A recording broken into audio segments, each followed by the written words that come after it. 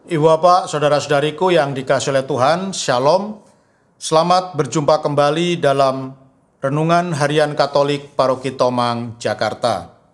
Hari ini hari Sabtu, tanggal 21 September tahun 2024. Tema renungan kita hari ini adalah Allah orang berdosa. Ibu Bapak, saudara-saudariku yang dikasihi oleh Tuhan, ketika saya bertugas di Kalimantan, kebetulan pada waktu itu Bapak Kapolresnya, ya, Kepala Kepolisian Resort itu adalah seorang Katolik, umat saya sendiri. Maka di satu hari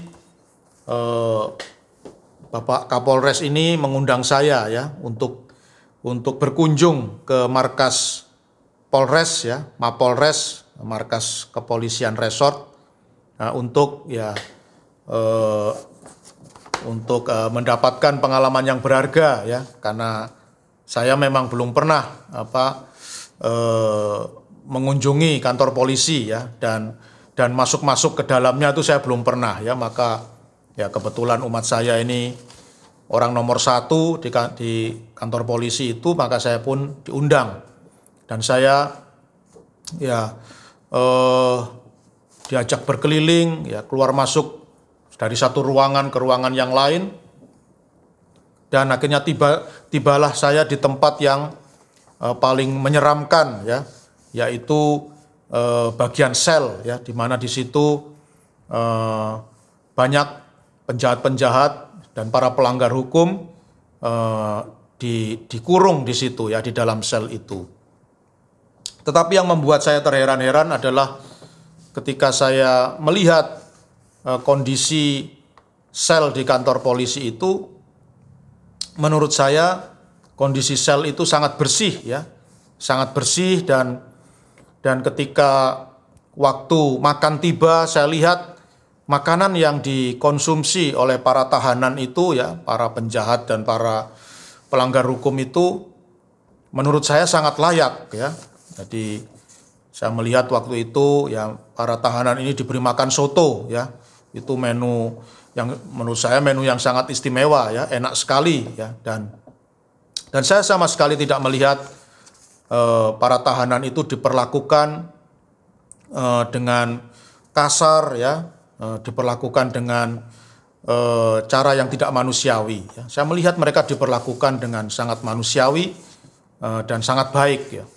Maka saya pun merasa heran, ya, melihat hal itu. Maka kemudian saya pun bertanya kepada Bapak Kapolres, ya, Pak Kapolres, ini saya lihat kok tahanan di sini kok saya lihat diperlakukan sangat manusiawi sekali, ya. Jadi selnya bersih, ya.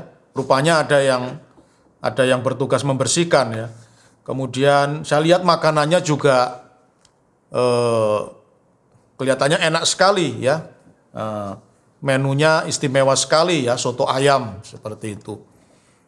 Kenapa Bapak memperlakukan para penjahat ini, ya, para tahanan ini dengan sangat baik, ya. Kemudian Bapak Kapolres ini pun berkata kepada saya, ya Romo, saya terus terang berhutang budi kepada para penjahat ini, ya.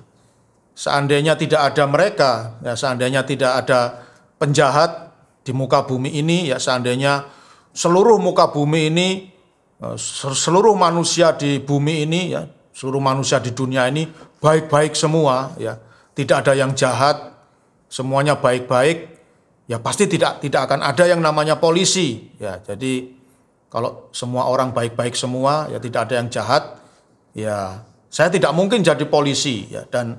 Dan karena mereka inilah akhirnya saya bisa jadi polisi, dan saya setiap bulan mendapatkan nafkah, ya, yang sangat cukup untuk diri saya dan keluarga saya.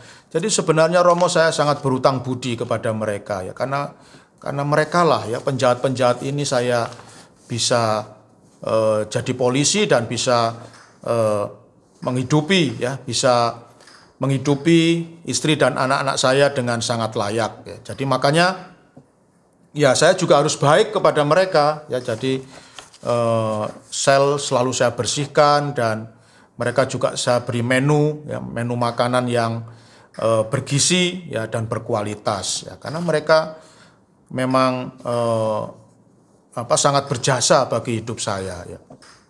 Nah, Bapak Ibu, saudara-saudari yang dikasih oleh Tuhan, ya tentu saja apa yang dikatakan oleh Bapak Kapolres ini ya agak berkelakar begitu ya, agak bercanda. Tetapi menurut saya ya benar juga ya, ada benarnya juga ya, karena benar yang dikatakan Bapak Kapolres itu, kalau seandainya di seluruh muka bumi ini ya semua manusia itu baik-baik semua, ya nggak ada yang jadi orang jahat, nggak ada yang jadi penjahat ya, maka tidak ada gunanya ya polisi ya.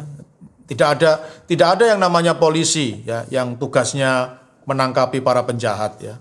Dan pasti Bapak ini ya tidak akan pernah menjadi seorang polisi. Karena polisi itu ada karena ada penjahat ya. Polisi itu ada karena penjahat ada ya. Nah, Ibu Bapak, saudara-saudariku yang dikasihi oleh Tuhan, demikianlah kiranya kehadiran Tuhan Yesus ya, berkaitan dengan kehadiran Tuhan Yesus di dunia ya.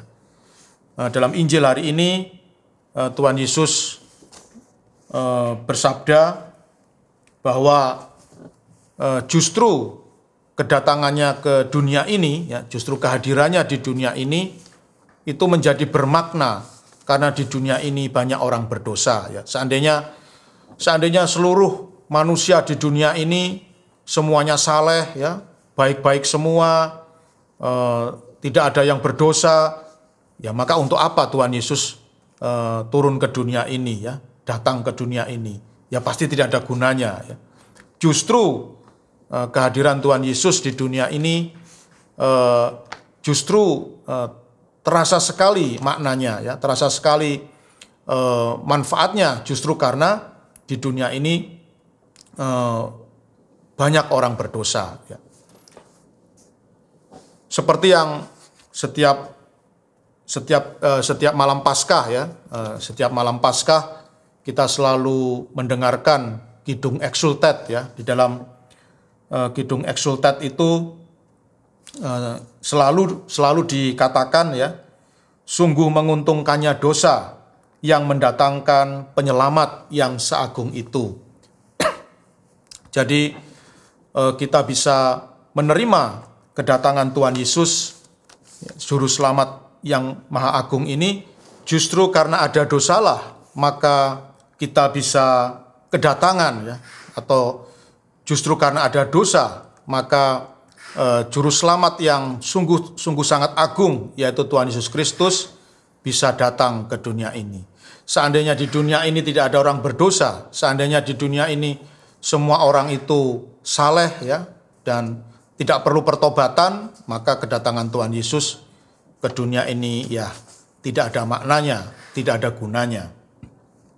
Dan itu ditegaskan oleh Tuhan Yesus di dalam Injil Matius bab 9 ayat 9 sampai 13 yang dibacakan dalam perayaan Ekaristi hari ini. Tuhan Yesus bersabda, "Bukan orang sehat yang memerlukan tabib, melainkan orang sakit. Maka pergilah dan pelajarilah arti firman ini. Yang ku kehendaki ialah belas kasihan dan bukan persembahan. Karena aku datang bukan untuk memanggil orang benar, melainkan orang berdosa." Oleh karena itu, Ibu Bapak, saudara-saudariku yang dikasihi oleh Tuhan, marilah kita mengenakan sikap seperti sikap Tuhan Yesus sendiri yang datang ke dunia justru untuk merangkul, justru untuk menawarkan keselamatan kepada orang berdosa. Mari kita juga tidak bersikap antipati terhadap saudara-saudari kita yang masih tenggelam di dalam dosa.